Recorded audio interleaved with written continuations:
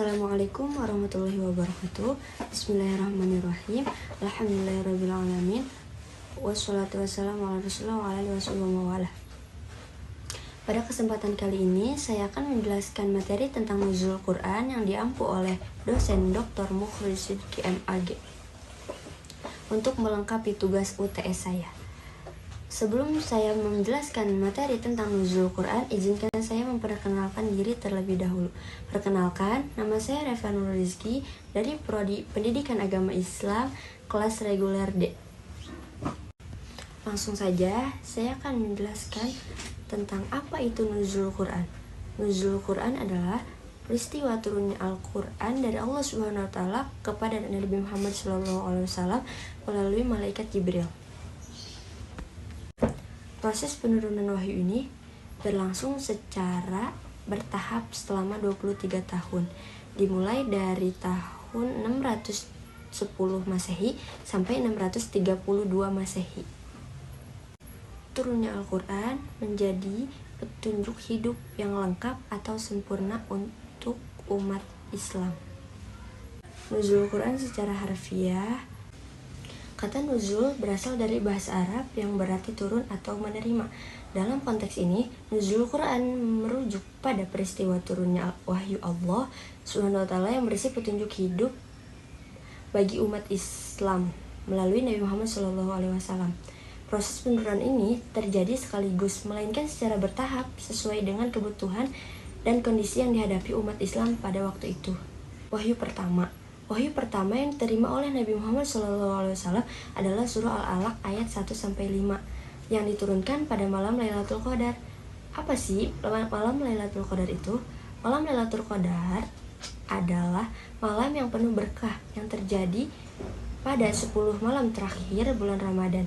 Ini adalah malam yang mulia, malam di mana Al-Quran diturunkan secara keseluruhan dari Luh Mahfuz, tempat penyimpanan wahyu di sisi Allah, ke langit dunia.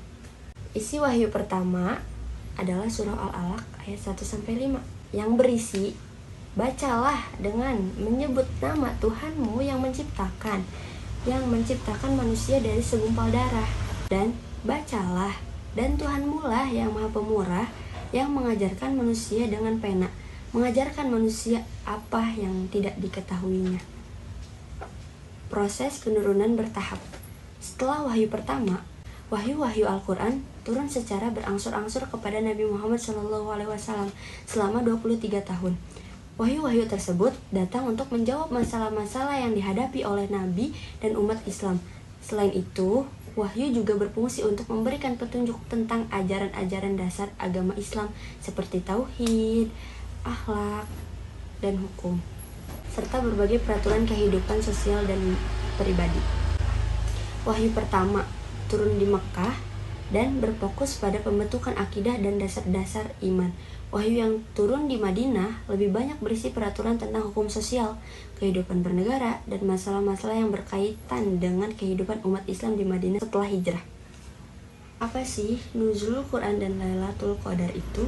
Lailatul Qadar adalah malam yang sangat penting yang diyakini terjadi pada salah satu malam ganjil di 10 hari terakhir bulan Ramadan. Pada malam ini, Al-Quran diturunkan dari Luh Mahfuz ke langit dunia. Meskipun Al-Quran diturunkan secara keseluruhan pada malam ini, wahyu-wahyu tersebut tetap diturunkan secara bertahap pada Nabi Muhammad SAW selama 23 tahun. Kedua surah Al-Qadar ayat 1-5 menyebutkan keistimewaan malam ini yang berbunyi, sesungguhnya kami telah menurunkannya Al-Quran kepada malam kemuliaan, dan tahukah kamu apa malam kemuliaan itu? Malam kemuliaan itu lebih baik dari 1000 bulan. Nuzul Quran di Mekah dan di Madinah. Al-Quran diturunkan di 2 tempat utama, Mekah dan Madinah.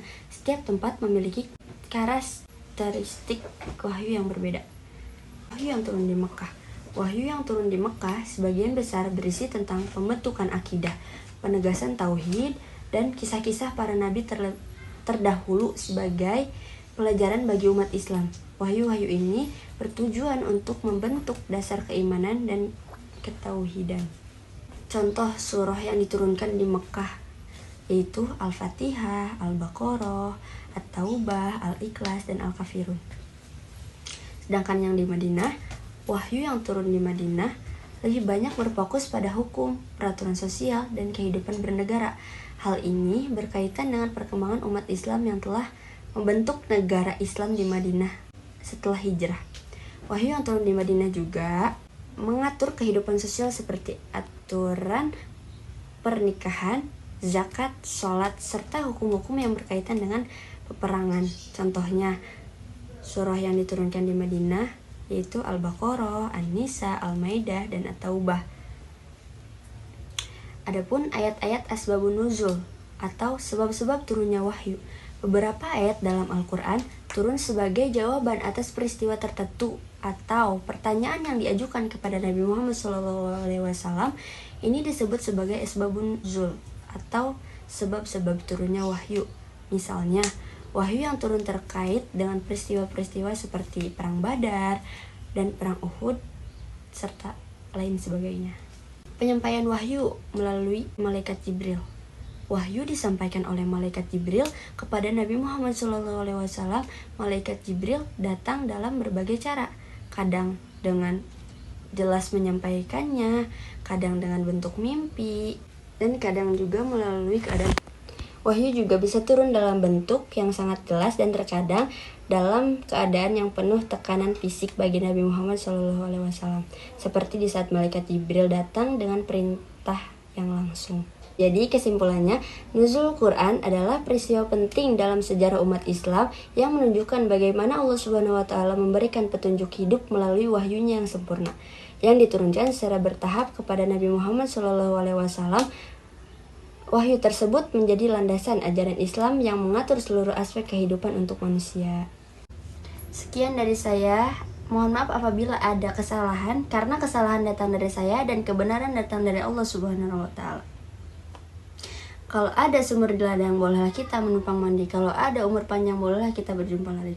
Wabillahi taufiq wal hidayah. Wassalamualaikum warahmatullahi wabarakatuh.